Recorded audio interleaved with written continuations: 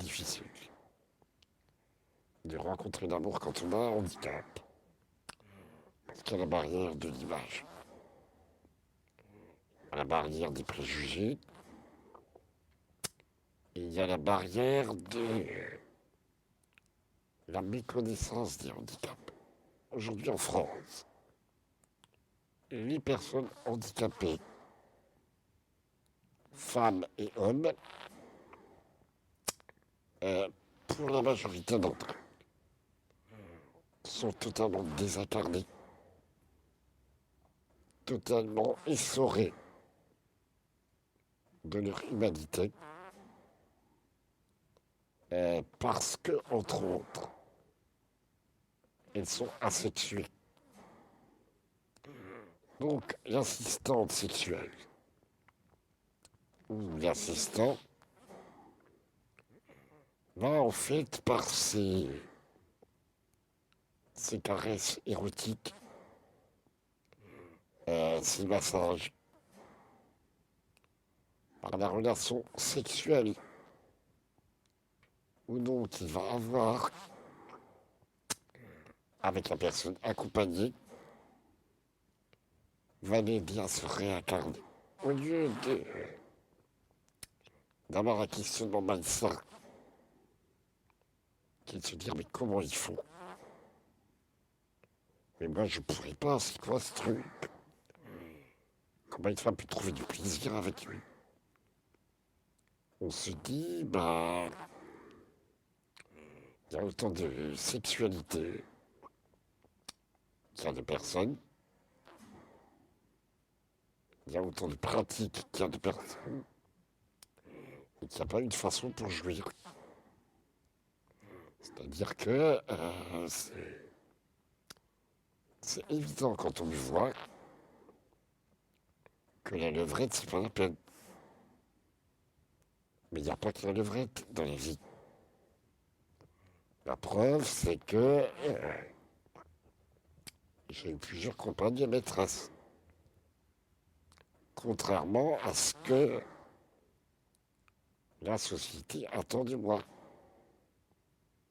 Et elles n'étaient pas folles.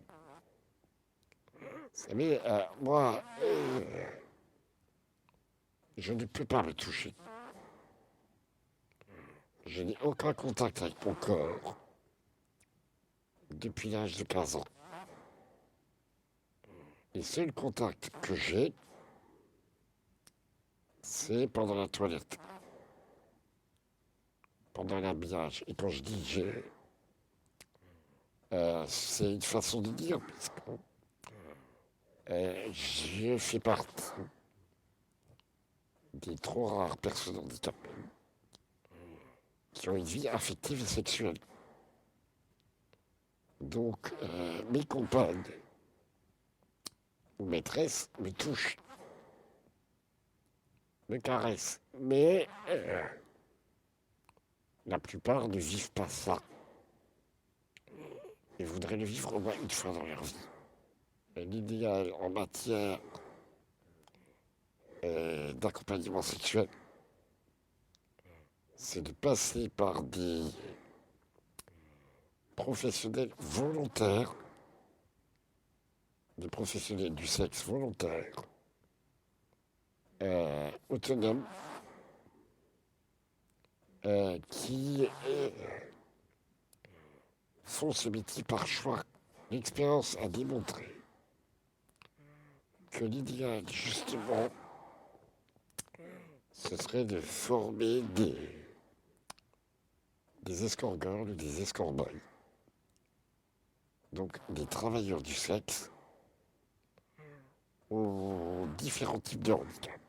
Sexuellement, c'est des gens qui n'ont aucun problème. Par contre, face au handicap, et c'est ce que je dis entre autres dans le livre, c'est une catastrophe. Si ces gens-là ne sont pas formés, en fait, le temps de s'adapter, d'apprivoiser le handicap, l'heure est écoulée. Ils repartent avec 200 euros Et vous êtes frustré. Un des arguments des opposants, c'est de dire on est pour l'accompagnement sexuel, à condition qu'il soit bénévole. Ce qui en clair signifie, quand c'est bénévole, c'est une sainte, si c'est payé, c'est une pute. Pour le même service, ce qui est en marche sur la tête, ou on est pour, ou on est contre, mais il faut arrêter d'avoir des arguments spécieux. Aujourd'hui, on est face au même type de problème qu'en 1975, avec la loi sur l'avortement. C'était un tollé à l'époque. Aujourd'hui, ça existe, ça marche. L'accompagnement sexuel, c'est pareil. Dès qu'on touche au sexe, on touche à quelque chose. En France, ce qui est très dérangeant, et d'autant plus dérangeant que on est dans une culture qui adore parler du cul, mais qui a très peur de parler du sexe.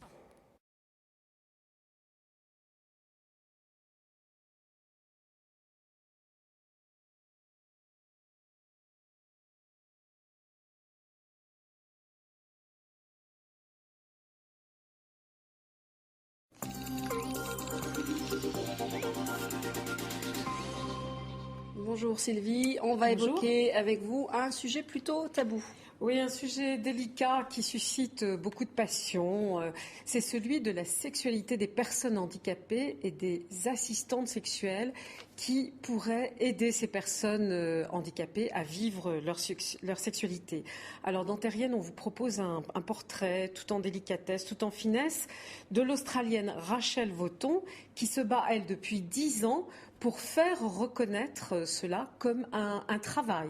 C'est une travailleuse du sexe, donc disons-le, une prostituée au départ, mais depuis 10 ans, elle travaille surtout avec les personnes handicapées et elle voudrait que son travail soit reconnu comme tel. Alors ça, il faut savoir, Sylvie, qu'en fait, chaque État fait un peu ce qu'il veut à ce Oui, sujet. tout le monde navigue à vue, parce que le sujet est très délicat. Rien qu'en Australie, il n'y a pas de politique nationale. Ce sont les provinces qui décident si elles reconnaissent ou pas ce travail. Alors certaines oui et d'autres pas. En Europe, par exemple, c'est un métier reconnu en Allemagne, en Suisse ou aux Pays-Bas. Mais en France, c'est toujours assimilé à de la prostitution, malgré un rapport parlementaire qui y était très favorable en 2011. À suivre donc